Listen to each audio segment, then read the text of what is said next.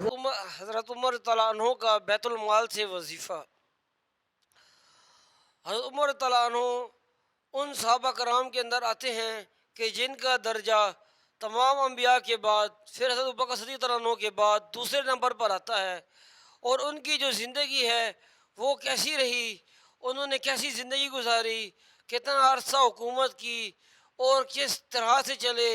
اور کیا کیا زندگی کے اندر انہوں نے دیکھا، کیا کیا کچھ کیا، اس کے اوپر انشاءاللہ آج ایک تفصیلی سی بات ہے کہ حضرت عمر رضی اللہ عنہ جو کہ جلیل القدر صحابی ہیں، اللہ تعالیٰ کے سب سے محبوب صحابیوں کے اندر ان کا بھی ذکر آتا ہے، اور عشرہ مبشرہ کے صحابیوں میں بھی جو 10 ساتھی جو ہیں، جو 10 صحابہ جو ہیں، ان میں بھی ان کا جو نمبر ہے وہ دوسرے نمبر کے اندر آتا ہے۔ حضرت عمر تعالیٰ عنہ جب وہ خلیفہ بنے تو انہوں نے لوگوں سے کہا کہ بھائی دیکھو، میں پہلے تجارت کیا کرتا تھا اور اب تم نے مجھے حکومت کی مشغولی میں لگا دیا ہے، تو میرے گھر اور اخراجات کے معاملات جو ہیں اس کے لیے اب کچھ ہونا چاہیے کہ میرے گھر اور کے معاملات جو ہیں وہ بھی چل سکیں۔ یہ آج کل جو ہماری جو حکومتیں ہیں اس میں ان کے لیے بھی پیغام ہے کہ جب ہمارے حکمران جب حکومت میں آئیں اپنے ذاتی کاروبار سے ہٹ جائیں اور اپنا پورا دھیان حکومت کے معاملات میں دیں اور دینی اور شرعی لحاظ سے حکومت کو کریں، تو ہماری حکومت بھی انشاءاللہ ہمیشہ سے اچھی سے چلے گی، اور یہ ملک بھی انشاءاللہ جو کہ اسلام کے نام سے بنا ہے ترقی کرتا جائے گا، بشرط یہ کہ اس میں اسلامی قانون ہو اور اسلامی طریقوں کے ساتھ حکومت کی جائے۔ حضرت عمر تعالیٰ عنہ جب انہوں نے جب یہ بات کی تو جنا صحابہ نے ان کے لیے جو ایک جنا وہ تجویزیں دی، کسی نے کوئی وظیفہ بتایا، کسی نے کوئی وظیفہ بتایا، تو حضرت علی تعالیٰ عنہ نے فرمایا کہ آپ کو بس اتنا وظیفہ لے لینا چاہیے جس سے آپ کا جو گزر بسر ہے وہ جنا آسانی سے ہو سکے، مطلب آپ کی جو ضروری معاملات ہیں، جو اخراجات ہیں وہ پورے ہو سکیں۔ اس پر حضرت عمر تعالیٰ عنہ راضی ہو گئے اور خوش ہو گئے کہ بھئی یہ جو رائے ہے یہ بڑی اچھی رائے ہے، میں اسی پہ انشاءاللہ کہ اعنات کروں گا۔ اب کچھ ٹائم گزرا تو صحابہ کو یہ لگا کہ اب تو ہے نا ترقیاں بھی ہو رہی ہیں، اور ہم لوگ جو ہے وہ الحمدللہ اب جناب پہلے دور سے حضرت ابوبکر تعالیٰ عنہ اور حضور صلی اللہ علیہ وسلم کے دور کے مقابلے میں اب جو ہے الحمدللہ مال بھی زیادہ آ گیا، اب جو ہے نا فراوانی بھی ٹھیک ہو گئی، تو اب ہمارے جو خلیفہ ہیں حضرت عمر تعالیٰ عنہ ان کو بھی اپنے اندر تھوڑی سی تبدیلی لانی چاہیے اپنے اٹھنے بیٹھنے میں، چلنے پھرنے میں، کیونکہ اب جب ہمارے پاس جب فراوانی آ گئی ہے، طغیانی آ گئی ہے، تو اب جو ہے نا ان کو جو ہے نا جب بڑے بڑے لوگوں سے اور منسٹروں سے اور بڑے بڑے وزیروں سے ملنا ہوتا ہے، بڑے بڑے بادشاہوں سے ملنا ہوتا ہے، وفود آتے ہیں، تو ان کے پاس پہننے کو اچھے کپڑے ہوں، کھانے کو اچھا کھانا ہو، تاکہ لوگوں میں جو ہے نا اسلام کی جگ رسائی ہو، اسلام کی عزت ہو، اسلام جو ہے نا ہر جگہ پر اسلام کا ایک نام ہو، مسلمانوں کی پہچان ہو کہ مسلمانوں کے خلیفہ کتنے بڑے دل والے ہیں اور کس طرح کی زندگی گزارتے ہیں۔ تو اس لیے انہوں نے جو ہے نا سوچا کہ اب ان کا وظیفہ بڑھانا چاہیے،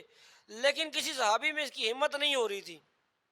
تو پھر آخر میں یہ تجویز پیش کی گئی کہ حضرت حفصہ تعالیٰ عنہ جو کہ حضور صلی اللہ علیہ وسلم کی زوجہ تھی اور حضرت عمر تعالیٰ عنہ کی بیٹی تھیں، تو سوچا کہ بھئی وہ امہات المومنین ہیں، تو حضرت عمر تعالیٰ عنہ کے پاس انہی کو بھیجا جائے کہ ان کی بیٹی بھی ہیں اور پھر امہات المومنین بھی ہیں، تو جو ہے نا کیا ان کے ذریعے اگر ہم بات کریں گے تو شاید ہمارا مقصد پورا ہو جائے۔ اسی چیز کے لیے صحابہ کرام تعالیٰ عنہ نے سمجھا کر حضرت حفصہ تعالیٰ عنہ کو حضرت عمر تعالیٰ عنہ کے پاس بھیجا، اور یہ کہا کہ ذرا ان کی رائے لے کہ وہ کیا چاہتے ہیں۔ حضرت حفصہ تعالیٰ عنہ جب حضرت عمر تعالیٰ عنہ کے پاس گئی اور صحابہ کی تجویز پیش کی، اچھا صحابہ نے ان کو منع کیا کہ بھئی آپ نے ہمارا نام نہیں لینا، تو جب حضرت حفصہ تعالیٰ عنہ جب حضرت عمر تعالیٰ عنہ کے پاس گئیں اور ان کے سامنے جب صحابہ والی تجویز جب رکھی کہ بھئی آپ جو ہیں اب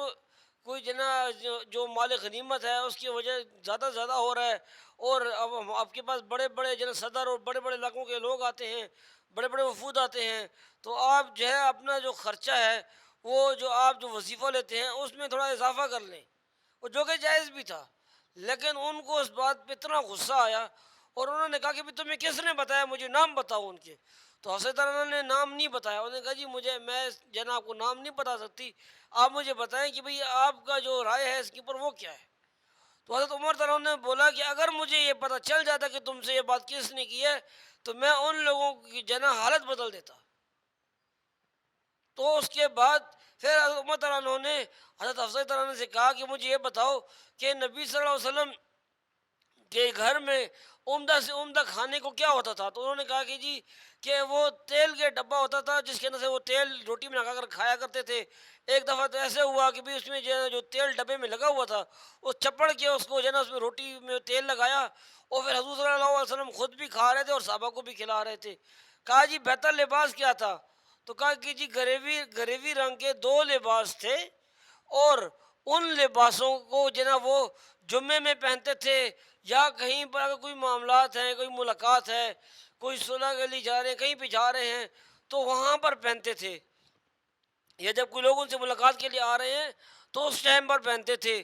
تو اس کے اسی طرح پھر پوچھا کہ بھئی تمہارے گھر میں جو بسترا تھا وہ کیا تھا عمدہ سے عمدہ؟ تو انہوں نے کہا جی ایک چادر تھی، گرمیوں میں اس کو 4 حصہ کر لیتے تھے اور اس میں سوتے تھے، اور سردیوں میں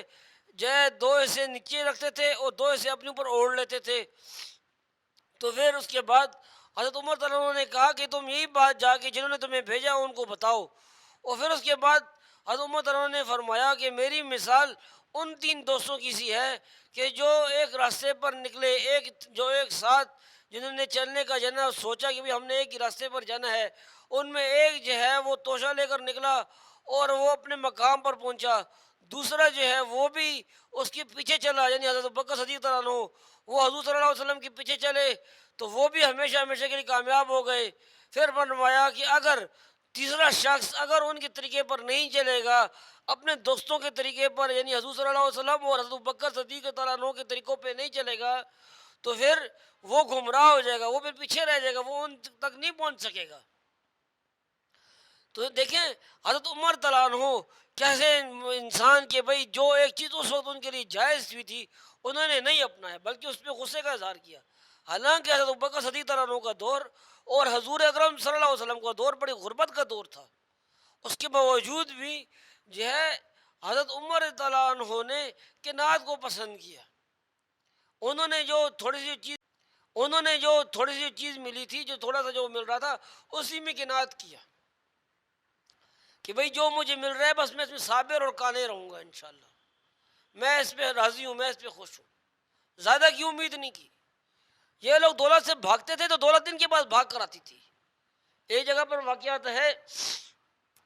کہ حضرت عائشہ رضی اللہ عنہا نے حضرت عمر رضی اللہ عنہ کو بلایا اپنے پاس، تو حضرت عمر رضی اللہ عنہ گئے ان کے پاس، پردے میں کھڑے ہوئے پوچھا بھی امہات المومنین حضرت عائشہ رضی اللہ عنہا سے پوچھا کہ بھئی کیا آپ نے مجھے بلایا، میں حاضر خدمت ہوں، بتائیں۔ تو حضرت عائشہ رضی اللہ عنہا نے بتایا کہ دیکھیں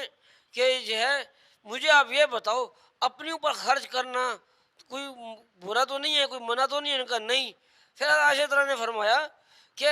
آج جب آپ کے پاس جب بہت سارا کچھ آ گیا ہے، الحمدللہ آج ہمارے پاس مال غنیمت میں بہت کچھ آ رہا ہے، اور آپ اگر اپنا وظیفہ بڑھانا چاہیں تو آپ بڑھا بھی سکتے ہیں اور یہ جائز بھی ہے۔ اور حضرت بکر صدیق رضی اللہ عنہ اور حضور اکرم صلی اللہ علیہ وسلم ان کا دور تو جو ہے وہ غربت کا تھا، ابھی تو مال دولت والا دور آ گیا ہے۔ اس دور میں اب آپ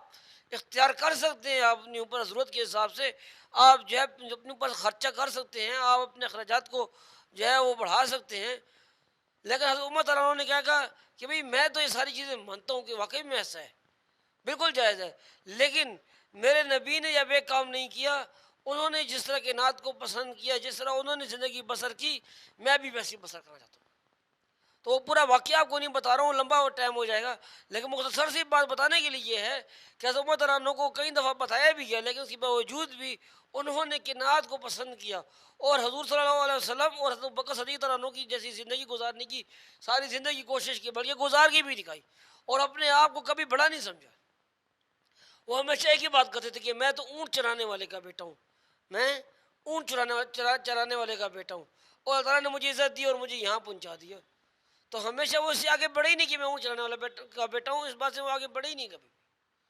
تو ایسی انہوں نے زندگی گزاری، پوری زندگی دین کے اوپر ڈھال کے گزار دی۔ تقوی کی ان کی پوری دنیا میں ڈھنکیاں بجتے تھے، اور ان کے تقووں کی وجہ سے اور ان کی دین کے اوپر سمجھ کی وجہ سے، پھر دین کے اوپر اچھے سے عمل کرنے کی وجہ سے اللہ تعالیٰ نے ان کے دور میں بہت زیادہ فتوحات دی ہیں، کیونکہ وہ دین پر چلے، اللہ کی مان کر چلے، ٹھیک ہے، اور مکمل تقووں کے ساتھ چلے، ہر طرح سے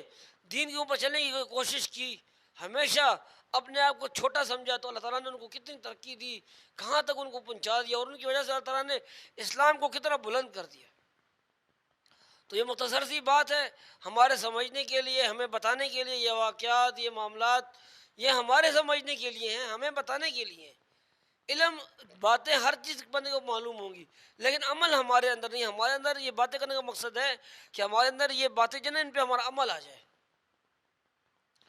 نبی صلی اللہ علیہ وسلم کی جب ہم حدیث جب پڑھتے ہیں، سنتے ہیں، تو ان کا ایک جو حق ہے، جو ہمارے اوپر حق ہے، جو ہمیں کرنا چاہیے، جو کہ جو نا لازم ہے ہمارے اوپر، وہ کیا ہے کہ جو کچھ حدیث کے اندر لکھا ہوا ہے وہ سب کچھ ہمارے عمل کے اندر آ جائے۔ جو کچھ حدیث کے اندر لکھا ہوا ہے وہ کیا ہو جائے، وہ ہمارے عمل میں آ جائے۔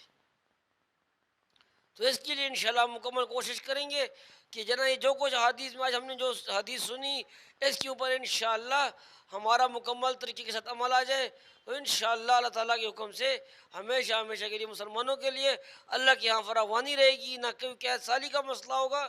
نہ اور کوئی تنگی کا مسئلہ ہوگا، نہ ہمیں کہیں کسی سے جا کے مانگنے کی ضرورت پڑے گی۔